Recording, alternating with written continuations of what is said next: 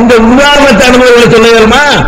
வானத்துல ஒருத்தன் ஏறி நடந்த செய்தி சொல்ற மாதிரி வானத்துல ஒருத்தன் ஏறி போவான போகும்போது இருக்குங்க அந்த மாதிரி இருக்குங்கிற அந்த உதாரணத்துக்கு தான் கேள்வி கேட்கிறோம். அதை பதில் சொல்லாம என்ன செய்யறாரு? அது வந்து யாரும் சொல்லலாமே, சாதாரணமா சொல்லலாமேங்கிறாரு.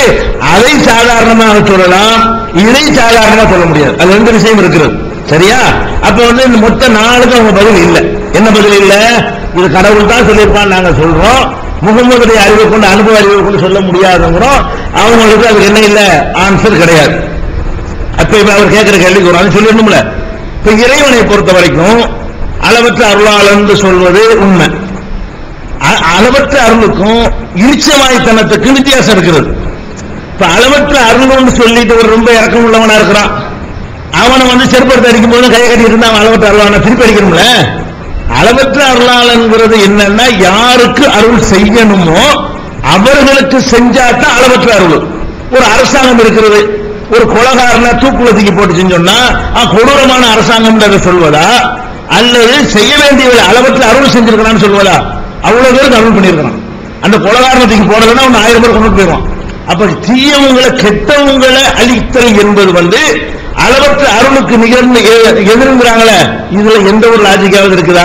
ஒரு கெட்ட செயல் செய்யறான், மனிதனை அடக்கியாடுறான், நான் தான் கடவுளுங்கிறான். எந்த மாதிரி ஆட்கள் அழிக்கப்படுறாங்க? மக்களுக்கு எதிராக யுத்தம் செய்தவர்கள். 2 பாயிண்ட் நான் விளக்கம் சொல்லணும். இப்பயும் அழிக்கப்படலைங்கிறதுக்கு நான் பதில் சொல்லணும். ஆனால் இது அளவற்ற அருளுக்கு எதிராங்கிறதுக்கு நான் பதில் சொல்லணும். ஃபர்ஸ்ட் நான் சொல்றேன், ஒரு நல்ல ஒரு கட்டுப்பாடான ஒரு கல்விக்கூடம் என்று சொன்னால் அந்த டிசிப்ளினை மீறக்கூடியவர்கள் மீது நடவடிக்கை எடுத்தால் இரக்கமற்ற ஒரு நிர்வாகம் என்று சொல்வீங்களா? அங்க ஹெராயின் வித்து மாணவர்களை கெடுக்கிறான், அவனை நீக்கிறாங்க, என்னையா நீ கொடூரமானவனா இருக்குன்னு சொல்லுவீங்களா? 3 மக்களை காப்பாற்றினான்னு சொல்லுவீங்களா? அப்ப ஒரு அரசாங்கம் வந்து செயல்கள் சிறைச்சாலைகள்லாம் வைத்துக் கொள்வது வந்து சில பேர் மேலோட்டமா பார்த்தால் அது அடக்குமுறை மாதிரி அநியாயம் மாதிரி தெரியும். அது செஞ்சாதான் மீதி உள்ள மக்களை காப்பாற்ற முடியும். அப்ப திருடனை பிடிச்சி தண்டிக்கிறது, கொலகாரனை தண்டிக்கிறது, அதையெல்லாம் மிஞ்சின குற்றங்களை அந்த இறை தூதர்கள் அனுப்பப்பட்ட காலத்தில் செஞ்சாங்க. அப்ப அவர்கள் இந்த உலகத்தில் அவர்கள் அழிப்பதுதான் மனித குலத்துக்கு செய்யற அருள். யார் அழிக்கணும்? அந்த கெட்டவனை அழிச்ச அருள் என்பது நல்லவனுக்கு தான் அருள். அதுக்கான அயோக்கியத்தை நம்ம கொலை செய்ய போறோம், இந்த அருள் செய்யறேன்னு துப்பாக்கி கையில் கொடுக்க முடியுமா? கொலை செய்ய போறேன், நான் கத்தி வச்சிருக்கேன், கத்தி கஷ்டப்படுற துப்பாக்கி வச்சுற ஈஸியா கொலை பண்ணலான்னு இது அளவற்ற அருள். அளவற்ற கத்தி எப்படி ஒரே அவனை குத்தணும், அதான் அளவற்ற அருள். மக்களுக்கு செய்யற அருள் என்ன? அப்ப அளவற்ற அருள்ங்கிறதுக்கு என்ன விளங்கிட்டாங்கன்னா, இவர்களே வாழ்க்கையில் எதை செய்வது இல்லையோ, இவர்களே ஒரு இறக்கமுள்ள ஒரு ஆளுக்கு நீங்க பேர் எடுத்திருக்கான்னு வைங்க, அவருடைய அந்த இறக்கத்துக்கு என்ன அர்த்தம் கொடுப்பீங்க? அவர் வந்து அநியாயமா அவருக்கு எதிராக வரவனை திருப்பி அடிச்சான இறக்கமற்றவன் சொல்லுவீங்களா? தன்னை காத்துட்டான்னு சொல்லுவீங்களா? அப்ப நீங்களே போய் பொருளை போய் அறுத்தீங்க சொல்றேன், அம்மாடு பொருள் போட்டு போயிட்டு போயிட வேண்டியதானே? அப்ப இதெல்லாம் வந்து ஒரு கெட்ட செயல் செய்யும் போது அதுக்கு எதிராக கோபம் வரணும். உங்களுக்கு வருது, எல்லாருக்கும் வரும். கோபத்துல அளவு வித்தியாசம் இருக்கு. உங்களுக்கு திருப்பி அவனை கொல்ல முடியாத பொருளை அறுத்தீங்க, நீங்க கொஞ்சம் வலிமையான கட்டியத்துக்கு திருப்பீங்க, இவனை விடக்கூடாது. ஏன்னா பாப்பானையும் பள்ளி பாப்பானையும் பாம்பா என்னடா பாப்பா அடின்னு சொன்னார்ல, முடியல உங்களுக்கு. இல்லட்டு அதையும் தான் செஞ்சிருப்பீங்க. அந்த சும்மா கம்மியா இருந்தா அவன் மிஞ்சிட்டு வரக்கிறேன் வெளியில வந்தீங்க, 3 மட்டும் எடுத்து வழி போயிருவோமே, சின்ன கேஸ் தானே போடுவான். அப்ப நான் என்ன கேட்கிறேன், அளவற்ற அருளாளன்னு ஒரு விஷயம் குர்ஆன்ல சொன்னா ஒட்டுமொத்தமா படிங்க. அவங்க எல்லாம் என்ன செஞ்சாங்க? ஹோமோசெக்ஸ்ல ஒரு சாரார் ஈடுபட்டாங்க. இறைவன் மேற்கு மட்டும் அங்க வரல, அழிக்கப்பட்ட ஒரு சமுதாயம் ஹோமோசெக்ஸ்ல ஈடுபடுகிறது, எய்ட்ஸ் பரப்புகிறது, பெண்களுக்கு வாழ்க்கை இல்லாமல் போகிறது. இது ஒரு பெரிய ஒரு சமூக தீமையாக தலையெடுக்கிறது. எல்லாரும் பாரதமா நோய் வந்து அழிஞ்சிடக்கூடாதுன்னு சொன்னா இந்த மாதிரி கெட்ட செயல் அழிக்கணும்ன்ற ஒண்ணு வருது. இன்னொரு சமுதாயம் அளவு நிர்வாகில மோசடி பண்ணுகிறது. இப்படியான தப்புகள் நடக்கக்கூடிய நேரத்தில் அப்ப கடவுள் என்ன செய்யறாரு? இதனால் மக்களுக்கு பாதிக்கப்படுறாங்கன்னா அவன் அளவற்ற அருளாளனா இருந்தால் என்ன செய்யணும்? ஒரு அளவுக்கு விடலாம். ஒரு எல்லாத்துக்கும் லிமிட் இருக்குது. ஒரு கடையில் ஒருத்தர் வேலை செய்யறான்னு சொன்னா அவன் சரியா இல்லைன்னு உடனே நினைக்க மாட்டோம். 1 பார்ப்போம், ஒரு 2 பார்ப்போம், சரி 4 3 திருக்குவான்னு பார்ப்போம். ஒவ்வொன்றுக்கும் ஒரு எல்லை. அவர் கடவுள் தனக்கு ஒரு எல்லை வச்சிருப்பாரு. மனுஷனுக்கு அந்த உரிமை இருக்கிற மாதிரி கடவுளுக்கு இருக்கும். அவர் எந்த அளவுக்கு பொறுத்த முடியுமோ பொறுத்து பார்த்து விட்டு இதுக்கு மேல இதுக்கு லிமிட் இல்ல புடிச்சு மிதின்னு சொல்லி மிதிச்சா கேள்வியின் அளவற்ற அருளுக்கு இது நிகழாங்கிறதான் கேள்வி.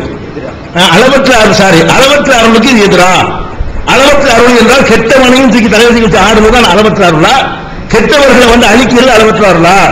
அப்ப அளவற்ற அருள்ங்கிறது வந்து கான்செப்டுக்கு இது குர்ஆன் எதிர்ந்து எப்படி நீங்க சொல்லுவீங்க? அளவற்ற அருளுக்கு இது பொருத்தமா இருக்குன்னு சொல்லணும். அளவற்ற அருள் போர்வை போத்திக் கொண்டு இரிச்சவாயானாக இருந்து கொண்டிருந்தால் அது கடவுள் கிடையாது. அப்ப இது அளவற்ற அருள்ங்கிறதான் உங்களுடைய கான்செப்டா இருந்தால் அதுக்கு இது மாற்றமானது கிடையாது. ஒண்ணும் ரெண்டாவது நீங்க கேட்கறீங்க இப்ப ஏன் அழிக்கலன்னு கேட்கறீங்க.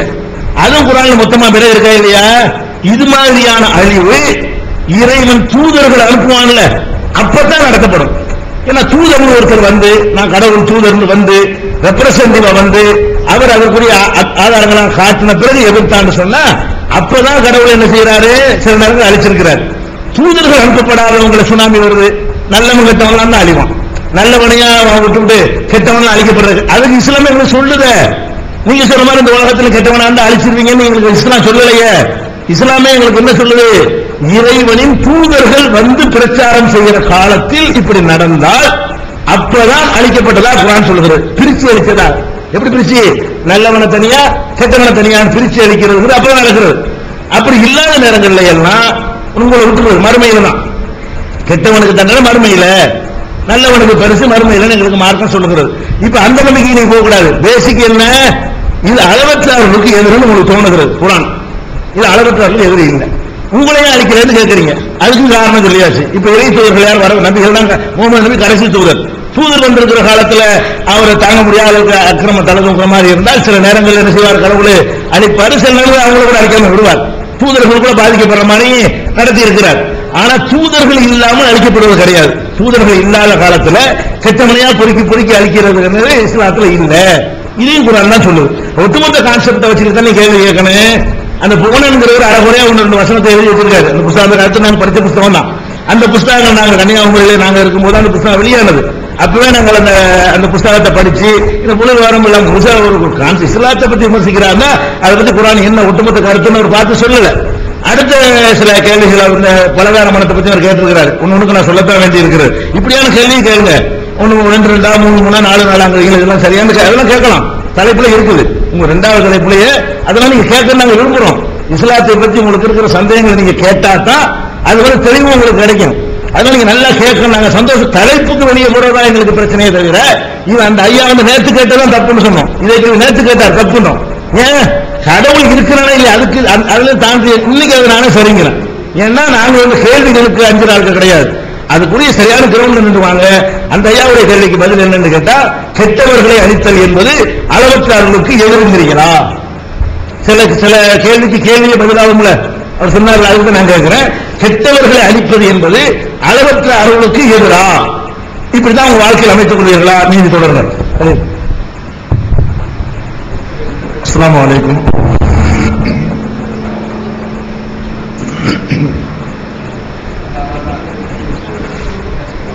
நம்ம அடுத்த ஒரு விஷயத்துக்கு போவோம்.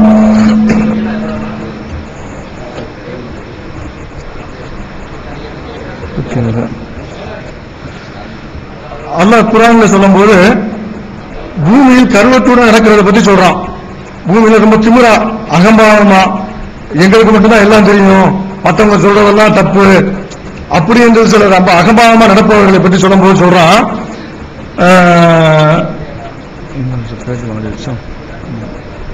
பூமியில் கருவத்துடன் நடக்காதே, நீ பூமியை பிளந்து மலையின் உயரத்தின் அளவை அடையவே முடிய மாட்டாய்.